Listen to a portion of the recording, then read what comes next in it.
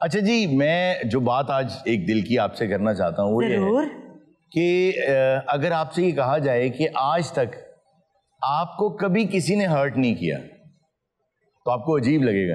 بالکل لگے گا. ہرٹ کرتے ہیں اپنی حرکتوں سے، اپنی باتوں سے، ان سب چیزوں سے. اور جو دانشور لوگ ہیں، بہت سے دانا لوگ یہ کہتے ہیں کہ آپ کو کبھی بھی کوئی اپنی باتوں اور حرکتوں سے ہرٹ نہیں کرتا، آپ ہرٹ ہوتے ہیں کیونکہ آپ نے یہ سیکھا ہوتا ہے کہ اس بات سے میں نے ہرٹ ہونا ہے. مثال کے طور پہ اگر آپ کو کوئی برا بھلا کہہ دے، گالی دے دے، تو آپ نے سیکھا ہوا ہے کہ یہ گالی ہے، اور اگر یہ مجھے گالی دے رہا ہے تو یہ مجھے لگ رہی ہے آ کے. اور اگر آپ نے ادروائز سیکھا ہو کہ یار جو گالی دے رہا ہے وہ اپنا منہ خراب کر رہا ہے، وہ اپنی زبان خراب کر رہا ہے، وہ اپنی پرورش کے بارے میں مجھے بتا رہا ہے، صحیح، تو مجھے نہیں کہہ رہا، وہ صرف اپنا منہ کھول کے دکھانا چاہ رہا ہے کہ اس کی تربیت کیسی ہوئی ہے، پھر آپ ہرٹ نہیں ہوں گے. جیسے کسی اور لینگویج میں اگر آپ کو کوئی گالی دے جو آپ کو سمجھ نہیں آتی تو اس کا آپ پہ کوئی اثر ہی نہیں، برا نہیں لگے گا آپ کو. اور بہت مرتبہ ایسا ہوتا ہے کہ جب لینگویج سمجھ نہیں آ رہی ہوتی تو آپ کا فرسٹ رسپانس جو ہوتا ہے وہ یس یس ہوتا ہے.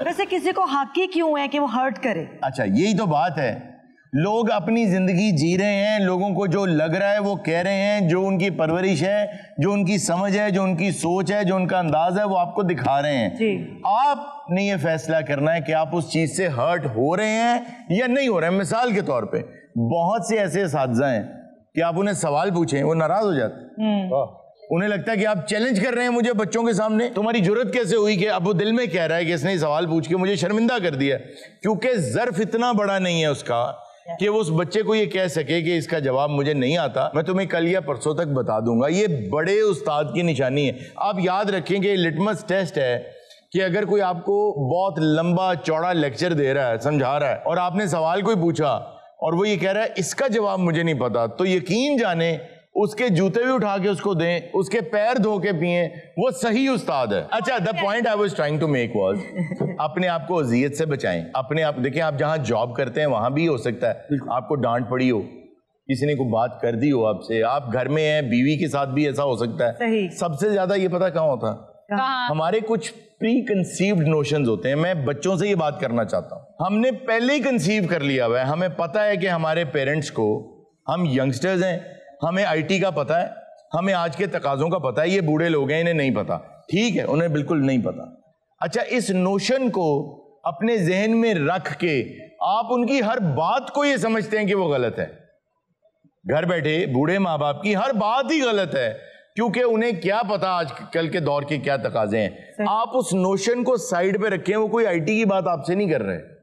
جب وہ آپ سے یہ کہتے ہیں کہ اپنا ٹیبلٹ، اپنا فون، یہ چیزیں چھوڑ دو، میری بات سن لو، یہ چیز مت دیکھو، یہ مت کرو، تو وہ آئی ٹی کی بات نہیں کر رہے، وہ نئے دور کی بات نہیں کر رہے، وہ آپ سے بات کر رہے ہیں. اور اس بات کے پیچھے کوئی بات ضرور ہے. آپ کو ہر کوئی یہ بات نہیں کہتا. اور خدا کا شکر ادا کیا کریں اور دعا کیا کریں کہ اللہ مجھے ڈانٹنے والے جو ہیں نا وہ سلامت رہیں. کیونکہ جب تک آپ کو ڈانٹنے والے لوگ سلامت ہیں نا تو آپ زندگی کی سیڑھی چڑھ رہے ہیں. اور جیسے ہی آپ کو کوئی ڈانٹنے والا نہیں بچانا تو یقین کرو کہ تمہاری سیڑھی کے جو پائدان ہیں وہ ختم ہو گئے ہیں، اور بس اتنا ہی آگے تم آ سکتے تھے، اس سے آگے جا نہیں سکتے. لیکن ہارون صاحب چیزیں جو ہوتی ہیں وہ انٹر کنیکٹڈ ہوتی ہیں. جی جی، جیسے آپ نے تھک سکنڈ ہونے کی بات کی کہ آپ لوگوں کی باتوں سے ہرٹ ہونا چھوڑ دیں. ٹھیک ہے، اگر آپ یہ تھک سکنڈ ہو جاتے ہیں تو اس کے ساتھ پھر آپ پہ جو چیزیں اثر کرنی چاہیے وہ بھی اثر نہیں کریں گی. آپ سینسیٹیو بھی نہیں رہیں گے. آپ کو بہت سارے معاملات میں حساس بھی ہونا چاہیے. اچھا جو طریقہ ہے نا تھک سکنڈ ہونے کا، اس میں حساسیت کا پہلو ہے. وہ کیا پہلو ہے؟ عام طور پہ لوگ سمجھتے ہیں تھک سکنڈ آدمی ڈھیٹ آدمی ہے کہ اسے جو بھی کہو اسے اثر ہی نہیں ہو رہا. صحیح بات ہے. آپ اس اثر کو لے کیسے رہے ہیں؟ مثال کے طور پہ اگر میں آپ سے کہوں کہ پاسٹ کہاں ہے تو وہ وہاں ہے جہاں اس آدمی نے یا عورت نے یا مرد نے کچھ بولا تھا. بالکل وہ پاسٹ ہے، تھا. اب فیوچر میں تو نہیں بولنے والا، وہ بول چکا جو اس نے بولنا تھا. آپ چاہیں بھی تو وہ دوبارہ واپس آپ کا پاس نہیں آ سکتا. سب سے پہلے یہ کریں کہ اپنے اوپر رحم کھائیں، سینسٹیو ہو جائیں، اتنے سینسٹیو ہو جائیں کہ خود کو خود سے ہٹ کے بات کریں کہ دیکھو، اپنے آپ سے کہیں کہ دیکھو بات یہ ہے تم یہ ڈیزرو نہیں کرتے، یا تم یہ ڈیزرو نہیں کرتی کہ تم اس شخص کی بد زبانی کی وجہ سے یا اس کی اس حرکت کی وجہ سے ہرٹ ہو جاؤ.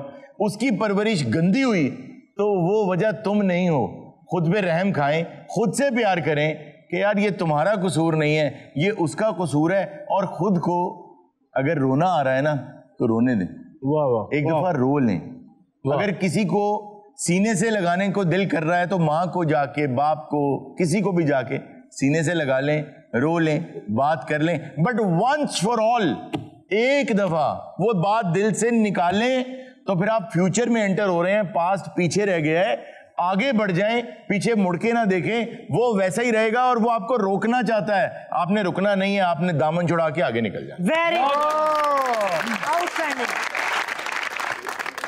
وہ کہنوں نے ایک بندے نے گال کڈی, یہ کہندا کوئی گل نہیں میرا پاسٹ لنگ گیا, وہ کہندا میں فیوچر چ بھی کڈاں گا. دیکھیے آپ اگر یہ چاہیں گے نا کہ میں کبھی ہرٹ نہ ہوں تو میں آج آپ کو ایک بری خبر دے دیتا ہوں.